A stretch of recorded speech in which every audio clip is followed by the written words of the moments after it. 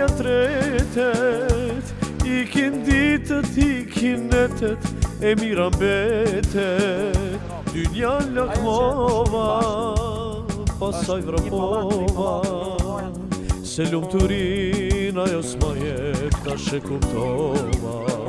Lumëturia s'ka mosh, dynja janë tretet, ikin ditët, ikin netet, e mira mbetet. Dynja lakmova. Bismillahirrahmanirrahim, alhamdulillah, wassalatu wassalamu ala rasulillah. Me emrin Allahut gjithë më sheshme të bëshëpjotit, të dashur të leshikues, selamu alaikum gjithve, mirë se vini në emisionin radhës. Në gjitha këto emisione bashk jemi duke bërë përpjekje që të mirat e Zotit me i trajtu dhe me bashkëvepru me to sakt, ashtu si çdo Zotit, duke rujt gjithëherë synimin e Zotit me të mirat e tij, duke rujt kufijen e të lejuarës dhe duke mos e harruar Allahun Azza wa Jall, dhe në asnjë situatë mos lejojnë që të mirat na pushtojnë zemrën dhe ajo zemër pastaj të harrojë Allahun e Madhnueshëm. Do të flasim për një mirësi të madhe e cila quhet shoqëria, shoku. Çdo njeri në botë ka shoqëri, çdo njeri në botë ka një shok, minimumi. Edhe ata mund të jenë edhe shpesh edhe me qindra. Megjithatë, ne gjithë e dim mirësinë e shoqërisë, ne gjithë e dim vlerën e pasis shok, por situatat saktuara edhe shokët mund të tejkalohen dhe të bëhen thjesht një lloj mirësie e cila na i pushton zemrat dhe shpesh e dim që për hir shokëve t'i bëjmë dy gjunahe, për hir shokëve mos ta falim ndaj namaz, tu angazhu me shok, ti anashkalojmë detyrat e obligimet e kështu me radhë dhe qysh ka qenë një mirësi e madhe të kesh shok të mirë, është shndruaja në një bele. Sa njeriu ka deviju, është shkatru, e ka prish familjen, si rezultat i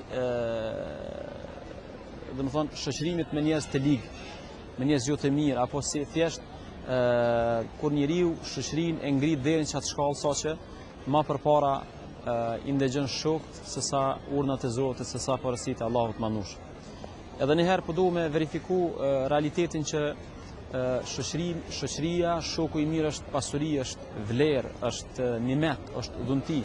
Hazreti Omeri radiallahu anhu thot, nuk ka gjë më të mirë mas Islamit se sa me ta adhuru Zotin shok të mirë. Definitivisht është çështje shumë e mirë kjo, por ne gjithëherë bëjmë përpjekje që këto të mira me i trajtu sakt edhe kujdesi që mos më mashtru me këto të mira. Allahu i Madhnueshëm në ditën e gjykimit flet për një lloj shoqërie në cilën janë tejkalu kufit. Një lloj shoqërie që nuk ka dashur me ndëgju për kufit e Zotit. Allahu thot: "El akhillau yawma idhin ba'duhum li ba'din aduwwun illa al-muttaqin." Atë ditë shoku, miku prej mikut, ose miku me mikun do të jenë armiq, do të ikun prej një tjetrit. Do ta urrejnë një tjetrin, veç atyre të devotshmëve, veç atyre që shoqërinë e kanë lënë në tretmanin e saktë të saj. Vetëm ata që shoqërinë e kanë llogarit një dhunti të Zotit dhe e kanë trajtu si dhunti të Zotit. Dhe gjithëherë nuk e ndal jashtë synimit që Allahu Azza wa Jall na ka dhuru. Çdo njeri prej nesh ka shok, por gjithëherë bëhet pyetja, a jemi duke i trajtu shokët në përputhje me synimin e Allahut Madhnueshëm? Kjo besoj që do të jetë tema që bashkë do të bëjmë përpjekje me dhënë shpjegime. 2008 kam qenë në Haxh dhe derisa isha me një shok prej një koleg prej xhallarëve, ishim tek xhamia e pejgamberit sallallahu alaihi wasallam, edhe ishim të vizitu duke dhënë selam pejgamberit alaihi salam, është varri i pejgamberit në dhomën aty ku ka vdek sallallahu alaihi wasallam.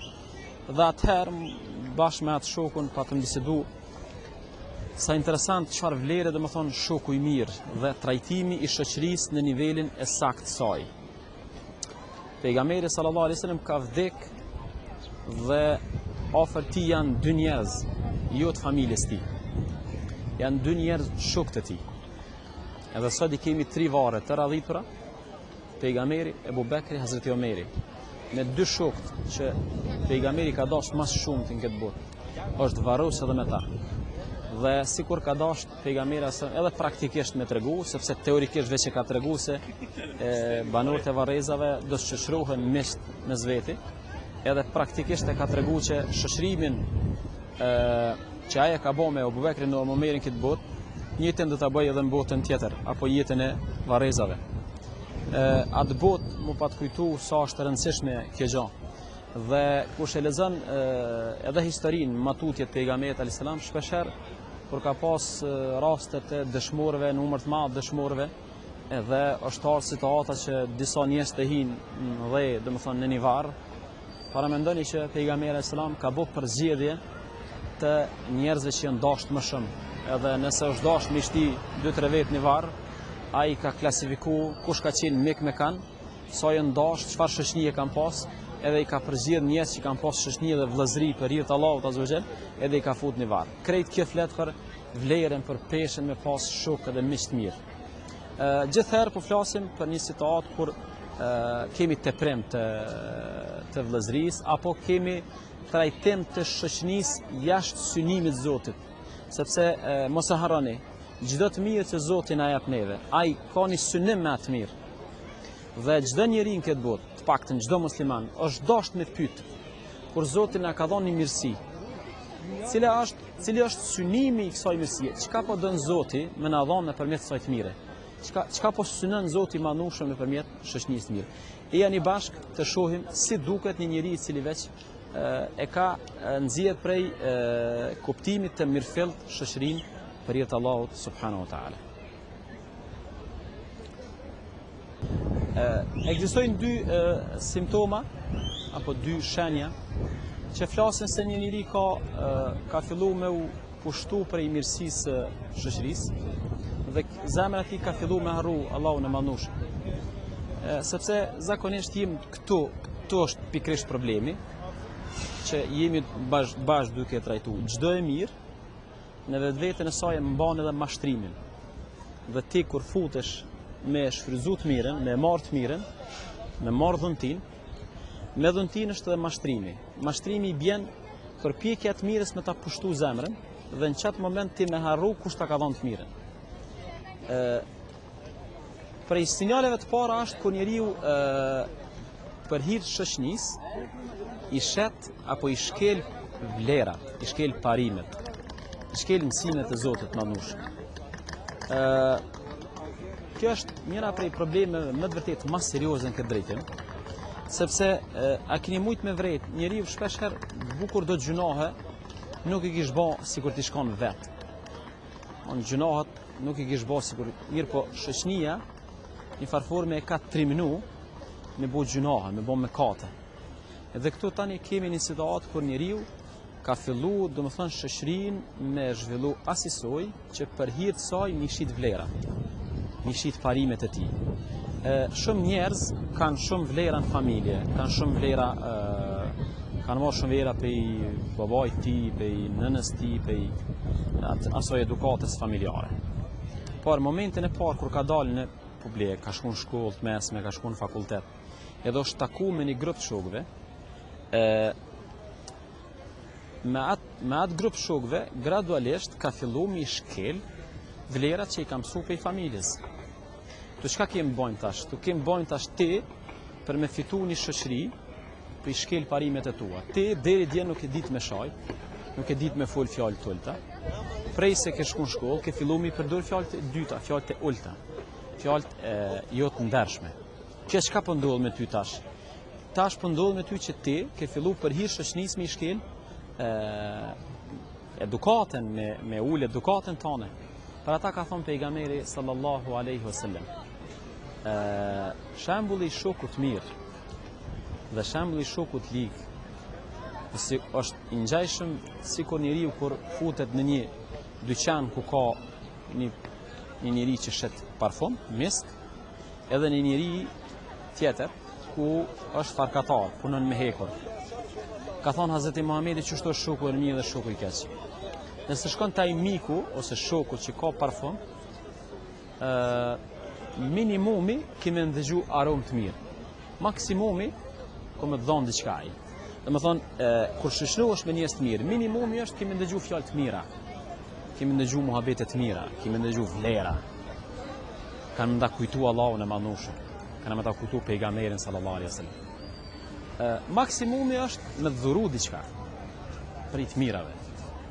Ndërsa po shkohet te farkatari, minimumi është kemi ndëgju aromë tik, e maksimumi është mos po të prek diçka prej atyre punëtorisë apo për atyre zjarreve apo atij materiali që është ndytës.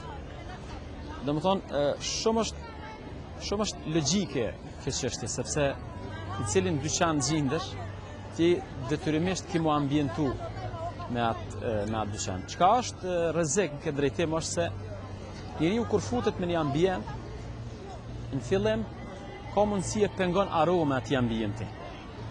Ose, nëse është aroma e mirë, i pëlqen aroma. Mirë, po me kalimin e kohët adaptohesh në çat aromë. Edhe ti nuk mundesh me vrejt se ajo është aromë e keqe apo e mirë derisa të dilsh prej saj. Derisa të dilsh prej atij ambienti. Çashtu është edhe shumë njerëz kanë shoqëni shumë të ligë, por që nuk kanë mujt ende me kuptu që ajo shoqëni është e ligë, sepse nuk janë dalë prej saj për me shiju ose për mu kthy me vrejt që aty ka aromë të ligë. Simptomi parë, sinjali parë është njeriu i cili i ka shit vlerat, i ka shkel vlerat për hir shoqënisë. Çështja e dytë është humbja e prioriteteve. Humbja e prioriteteve është rasti kur njeriu e shkel familjen, i shkel mësimet, nuk e ngën prindin e vet, i shkel namazet, i vanon namazet, krejt që to i bën për hir të kujt shoqënisë. Sa njerëz për shembull e thirr shoku me një anë, edhe prindi thot mos me dal, kush prej nesh ka çasi besimi dhe çasi morali që në këtë rast me respektu prindin, karshi shoqënisë. Dakor, është më rëndësi shoqënia, gjithçka në rregull, por megjithatë, radhitja prioriteteve, më prioritare është çështja e familjes. Ka kohë edhe për shoqënisë, ka dyshim. Kjo është shumë rëndësi që njeriu kur fillon me shkel prioritetet, edhe për hir shoqënisë e shkel familjen, i shkel mësimet, i shkel namazet e kështu me radhë, atëherë kemi domosdoshmë probleme serioze sepse janë shkel prioritetet. Si zakonisht këtu kemi domethënë shumë shembuj në këtë drejtim që për shembujve që tregon historia është edhe shembulli i Ebu Xehlit me Uqbat ibn Mu'ayt. Thuhet se në histori islame Ebu Xehli ka qenë shumë afër më u bë thjesht me pranu fenë e Muhamedit sallallahu alaihi wasallam. Por thuhet se derisa veç Ebu Xehli fillon me mendu për me ofru Muhamedit sallallahu alaihi wasallam, takohet me njërin prej shokëve të tij, Uqbat ibn Mu'ayt, i cili ka qenë armik i përbetuni Muhamedit sallallahu alaihi wasallam. Edhe ky njeri e merr Abu Xehlin, edhe shkojnë në tregti, në kaluar në tregtia ka qenë me det, me domethënë udhime të gjata. Edhe qysh ishte Abu Xehli shumë afër me i besu Muhamedit sallallahu alaihi wasallam. Tërhiqet për një kohë, për disa muaj, tërhiqet me Uqbat ibn Mu'ayt, edhe shkojnë larg Mekës në tregti. Edhe për gjatë kësaj kohe Uqba fillon me ndikute Abu Xehli, edhe thjesht për qatë distancë sa ka nejt me këtë njeri, largohet edhe njëherë ekstremisht sa lindja e perëndimi prej Muhamedit sallallahu alaihi wasallam. Po ta shikosh këtë rast këtu, kemi të bëjmë me një situatë kur është prish disbalanci, ose është prish, balanci mes asaj që kjo është profet dhe kjo është shok. Mirë po, kjo është prioritet, kjo është çështja e prioritetit, domethënë a ma drejt i shkon me fol ose me ndëgju Muhamedit alayhis salam apo me ndëgju njëri thjesht, krejtësisht thjesht Mekës. Në vazhdim do të shohim bashkë cilat janë pasojat. Nëse kemi kësaj lloj keqkuptimesh me shoqërinë, atëherë cilat janë pasojat, sepse do të vujnë pasoja. Deri tash, të dashur vëllezër dhe motra, jemi mundu mu bind që nuk ka veprim të pahjeshëm që e bën këtë botë që s'ka pasoja. Kisha dashur shumë të rit mu bind që të rregull. Sepse pasojat nuk është kusht me ardhmë njëherë. Veç mu bind është mirë mu bind edhe duhet që sysh mu bind që çdo veprim këtë botë ka pasoja nëse është veprim i ligë. Tani pasojat mund të jenë të mira apo të liga, por s'ka mundësi njëri me bën diçka edhe pa pas pasoja. Pasojë e parë është fillon njeriu një farë lloj trimnie karshi gjunahit, edhe fillon mos me llogarit se ka gjuna. Fillon mos me llogarit se ka gjuna. Sepse shoqënia, kur po flasim shoqënie devijume, ose shoqënie e cila nuk e lun mo tretmanin e dhuntisë apo të mirës, është shoqëni që nxit njeriu dhe trimnon karshit kesës. E trimnon. A i keni pa për shembull shumë njerëz, nëse bisedojmë. Kush prej nesh e ka fillu dohonin vet? Jo, vetëm shoqëni. Kush prej nesh ka fillu me pi alkoolin vet? Veç me shoqëni. Kush prej nesh e ka lënë mësimin vet? Ja, veç me shoqëni të keqe. Domethënë, njeriu prej natyrës Zoti e ka kriju të tillë që gjunahet që ekzistojnë këtë botë nuk e ka guximin me i fillu vet ato.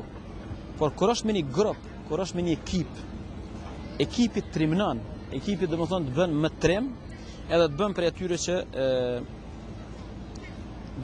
që e harron shpejt gjunohin. Për ata transmetohet se njëri prej sahabëve ka thonë: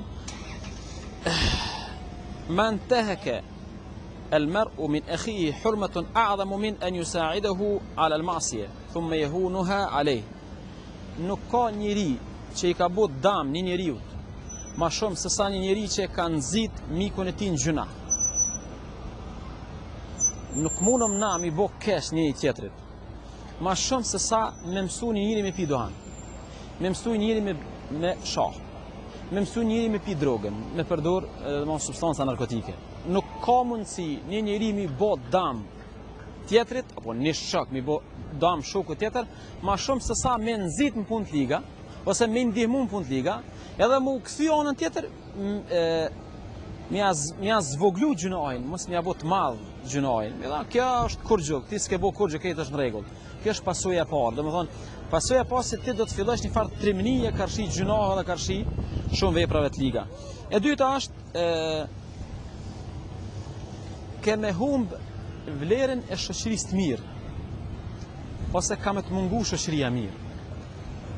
A dini sa është interesant, për shembull ka njerëz që kur një vet nuk din çka është shoku i tij me këshillu për të mirë. Me i fol mirë, me i thonë ma se kjo s'bën. Për ata ka thonë pejgamberi alayhis salam: "La tusahibu illa mu'minan." Mos e shoqëro veç besimtarin. Mos ia fal shoqërinë veç besimtarit. Sepse ma herët e thash, nëse ti je hini mes të keq, ti leçi ke deviju. Po ti s'ke pas rast me shiju shoqëninë e mirë. Edhe leçi s'ke pas rast. Po ti thjesht je infektuar me një shoqëni të keqe, edhe ti e ki problem me dal për ati rrethit.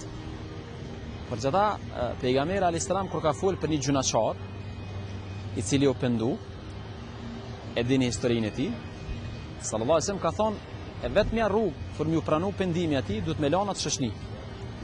Po nuk o let me lana të shoqëni. Momenti kur ai e lën shoqëninë e keqe dhe niset me shku te shoqënia e mirë, në gjysmë rrugës vdes. Veç për hir që ajo është pendu dhe e kalon rrethin e keq, e u nis me shku te rrethi i mirë. Ani pse s'ka arrit plotësisht me shku te një rreth i mirë, Allahu azza wa jalla ja ka pranu pendimin edhe e ka fal. Në pjesën tjetër bashk do të bisedojmë për mënyrën e shërimit problematikës, sepse është problem shumë serioz. Do të mundohemi bashk me pa qysh mu shëru, qysh me pas një shoqëni të mirë, edhe aja shoqëni me mbet dhunti, jo mu shëndrun me katë. Allahu ju shpërblet. U kthehemi bashk prapë te puna e shërimit, trajtimit, ose më mirë me thonë ta kthejmë vëllëzrinë në kufejt e saj normal, edhe ta lëmë ato veç dhunti, dhe mos lejojmë që kjo dhunti të na i pushtoj zemrat dhe të harrojmë Allahun e Madhnushëm. Qysh me boni gjatë tillë? E para është mos me harru asnjëherë se na kena një vëllëzri me Hazreti Muhamedit alayhis salam. Dhe aja vëllëzri duhet truhet përfundimisht. Pse shtruhet pyetja? Sepse Hazreti Muhamedi alayhis salam ka qenë një rast me shokët e tij, me ashabët, edhe thot pejgamberi, jam përmallu mi pa vëllezrit e mi. Shokët e tij kanë thonë, ja Rasulullah, a nuk jem na vëllezrit e tu? Ka thonë sallallahu alaihi wasallam, ju jeni shokët e mi. Vëllezrit e mi janë ata njerëz cilët do të vinë mas meje, do të më besojnë mu, ani pse s'm kanë pa. Kjo për këtë botë, na kina një shëshri, edhe kjo është për jetë Allahut Azza wa Jall. Edhe kjo është shëshri që ka ndërtu aj, para se ta ndërtojmë ne. Aj, sallallahu alaihi wasallam, ditën e gjykimit thot, do të shkoj para jush, edhe Allahu do të ma jap një lum. Është aja që quhet lumi i haudit, ku pejgamberi do të, me dorën e tij do të jap ujë ummetit të tij. Kur është pyet sallallahu alaihi wasallam çysh do ta njehsh, ka thonë do t'ju njoh nëpërmjet shajeve të abdesit. Musliman ditë kiametit do të kenë sinjale të abdesit, do të kenë shaja me të cilën ka marrë abdes dhe ka bën namazin. Nëpërmjet shajave të tilla pejgamberi do të na njeh në botën tjetër, edhe do të shkoj para nesh na pret atje. Kush don mu taku dhe kush don me ru me besnikri këtë vllazëri, edhe këtë shoqëri me Muhamedit alayhis salam, duhet me rujt shoqërinë e kufit të dhuntis, edhe mos me te i kalu e ta bëjmë ato një mekat për i mekateve që i bëhet Zotit vazhdimisht. E dyta, kisha dasht me qenë shumë i drejt për drejt, nuk ki mundësi me kuptu sakt shoqërinë nëse nuk din me thonë ju. Nuk din me rujt shoqërinë ose me pas nëse nuk din me thonë ju. Na përfundimisht kemi nevojë mu mësu që edhe me shok, edhe me miq, me thonë ju ka njëherë. Kur flasin për gjunahe, mu mësu me thonë unë ju, unë nuk hi këtu, unë nuk ri këtu, unë sot kam nevojë me nejt me familje, prindim ka thonë ju, do më thonë shpesh herë ekziston për ty të ftojnë dikon shoqënia me shku, edhe krejt rrethana ti i ki për mos me shku, gjithçka thret, gjithçka është e papërshtatshme me shku, ndërsa ti që është krejt i shkel ato, edhe i shkel ka njerë, edhe namazet, e i shkel edhe detyrat që ti ki, kërshi Zotit edhe kërshi familjes, veç për një arsye që ti s'di me thonë ju. Jo, është shumë rëndësi me thonë ju. Allahu i manushëm në Kur'an thot, wa idha ra'aita alladhina yakhuduna fi ayatina fa'rid anhum hatta yakhudu fi hadithin ghayri. Nëse jeni mes edhe shok jeni në muhabetet liga, jeni në muhabete ku përmenet Zoti për keq, ku ofendohet feja Zotit, fa'rid anhum, largau, mësau me thonë ju, mësau me thonë unë nuk pajtoj me këta, hatta yakhudu fi hadithin ghayri, derisa të ndrojnë temën.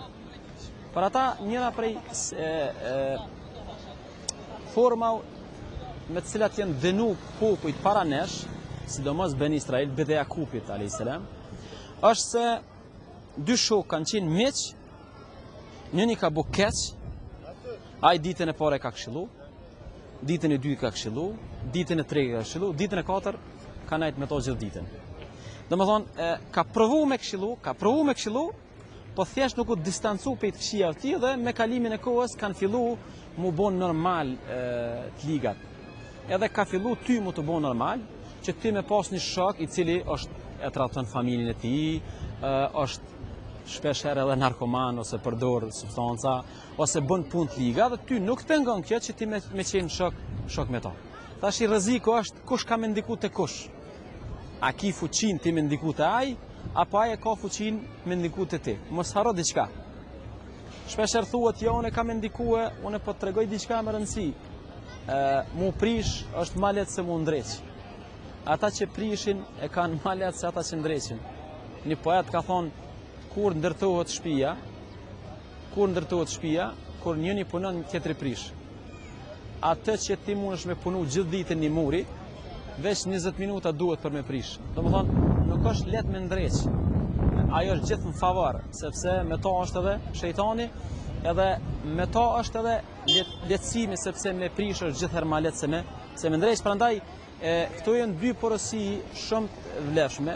E para mos me harru Hazreti Muhamedit dhe shoqërinë me të që kem, edhe e dyta mu mësu me thonë ju, mu mësu me qenë strekt, me qenë i prerë në disa çështje, sidomos kur kem bojmë me ndalesat e Zotit manushëm, edhe me këtë mi mësu edhe shokët, mi mësu edhe miqt, që na jem njerëz që kem parime, kem vlera, edhe unë jam i tillë, kush do më pranu për shok me çto vlera, urdhnoni, kush do më pranu, selam aleikum. Mirupafshim, faleminderit.